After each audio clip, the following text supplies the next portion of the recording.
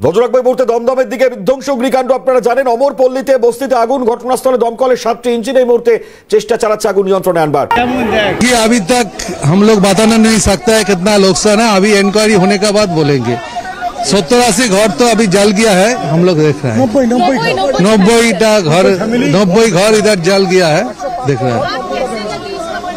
कैसे लगे ये तो अभी नहीं बताएगा, कैसे इंक्वायरी फॉरेंसिक होने के बाद बताएंगे।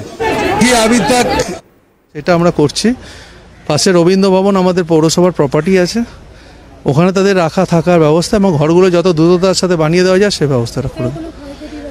মানুষের কোথাও দু একটা লোকের সামান্য ইনজুরি হয়েছে, কয়েকটা গরু পুড়ে গেছে, বাড়ি পুড়ে গেছে, তাদের কি ব্যবস্থা করে সেটা আমরা করছি।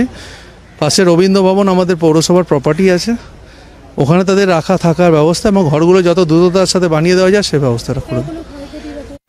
কিভাবে হয়েছে তার জন্য কিন্তু তদন্ত শুরু করতে বলেছেন সুজিত বসু।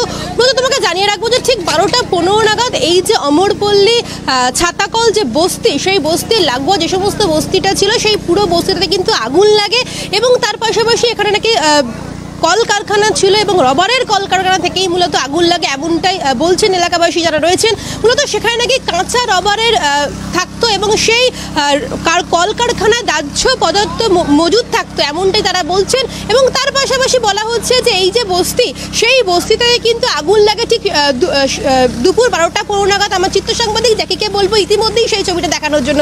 তুমি দেখতেই পাচ্ছ যে পুরো বস্তি, অর্থাৎ এই কারখানার লাগোয়া যে বস্তিটা রয়েছে সেই বস্তিতে কিন্তু পুরো পুড়ে ছাই হয়ে গিয়েছে। অর্থাৎ এই বস্তির যারা বাসিন্দা রয়েছেন তারা কিন্তু খুব স্বাভাবিকভাবেই ভেঙে পড়েছেন, কারণ শুধু বস্তি নয়, বস্তির আশেপাশেই চারিদিকেই কিন্তু জঙ্গল রয়েছে। এবং সুজিত বসু যেমনটা বলছেন যে এই বস্তিতেও কিন্তু 4-5টা গরু ছিল, সেই গরুগুলোও কিন্তু পুড়ে গিয়েছে। অর্থাৎ ভালোভাবেই কিন্তু ক্ষয়ক্ষতি হয়েছে, কারণ এই যে আগুন, সেই আগুন কিন্তু ইতিমধ্যেই অ্যারেস্ট করা গেছে ঘটনাস্থলে। প্রথমে 4টি ইঞ্জিন, বাংলার নববর্ষ আর ঠিক তোমার পেছনে যে আমি ছবিটা দেখতে পাচ্ছি, সর্বস্ব হারিয়ে ফেলেছেন মানুষজন, গ্যাস স্টোভ পড়ে রয়েছে সব।